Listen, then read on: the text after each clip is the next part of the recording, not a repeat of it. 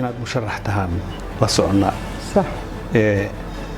maxaa kugu dhaliyay horta inaad musharax hadda aad xilkaas doonato waxaan in badan eegayay xaaladda dad ummadda Soomaaliyeed ay ku sugan tahay iyo dalkani xaaladda ku sugan yahay dalka amni xumaa ka jirto صح maxaa amniga kaaga qorshe ah mushkiladda ugu weyn ee haysta dalka waa shabaab hadda xagga amniga shabaab in lala fadhiistaan qabaan in lala hadlaan qabaan in la weydiiyo waxay rabaan baan qabaa maxaa dhaqaalaha kaaga dejisan oo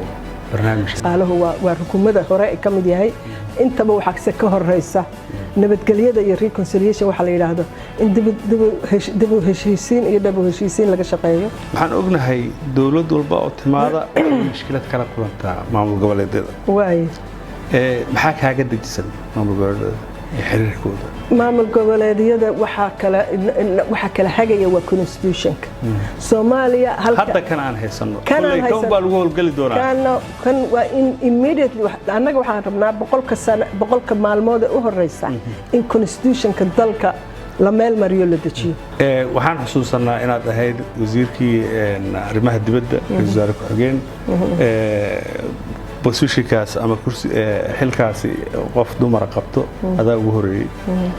maxaa caqabadaha kala kulantay in ragga qaarkood aan madax u ahaa dagaal xun hadii jeer ku qaadi jireen oo ay ka qajilayeen gabadh inay madax u tahay ayagoo aan ahayn iyada shakhsiyan aad u dilay laakiin ceeb la ahayd inaan anigoo madaxa hor socdo ama hor maro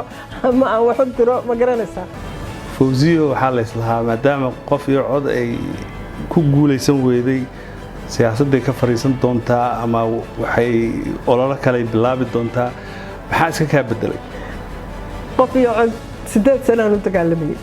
waxaan ogahay inaan la heshiinaynin qodbadahayga haddaad dhageysato 2014 15 16 17 ilaa imika ama baarlamaanka ha noqoto ama doodaha noqoto waa isku mid Soomaaliya ma dadku ma heshiinayaan haddaan laga bixin 4.5 hadda markaad fiiriso waxaad moodaa weli doorashadii inuu muddo ku jiro maxaa isleedahay waa qaldan doorashada hadii la rabo waa la qaban karaa wax dhibaato ama laha doorashada waxa loo carqaladaynaa ma fahmin haddana waxay sheegayeen baa jiro waa la isku haystaa reer hebel madaxweynayaashii oo maaragtay dawlad goboleedyada iyaguna ma u madax bannaan inay iyagu doorashadooda qabtaan oo iyaguna siday rabaan oo danahooda ah inta ka badan wada hadalka waa garan laakiin maxaa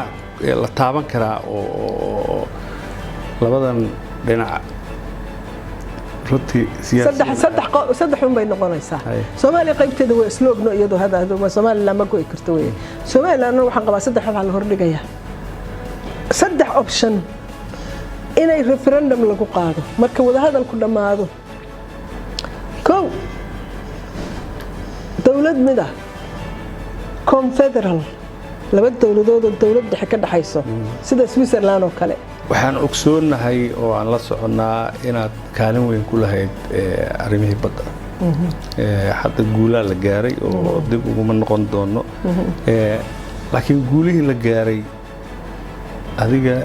iyo Muna Sharmaan roolkiini ma muuqdo nimankii Soomaaliyeed marka waxaan maqlayaa madaxweyne Xasan Sheekh madaxweyne Farmaajo waxay ka soo qaadeen roolkaygii qofkaygii qayladhaanka iyo khatarta ka sheekeynayeenaysa xagga u cararaysa kulba keenaysa documentation waa la qaadanaya badda haysa inay ixtiraami waayaan horta waa taasi waa wax Soomaali bay u taalaa